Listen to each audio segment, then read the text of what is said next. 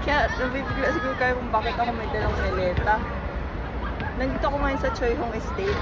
Bale, yung unang outfit ko, dito ko nasa gilid tinig kasi hindi naman talaga yung outfit ko para sa dun sa court nila. Kasi meron silang court talaga na famous dito sa Hong Kong na yun yung pinupunta ng mga tao dito. Kala ng mga tao dito baliw ko. Ang daming tao dito guys, in fairness. Yun.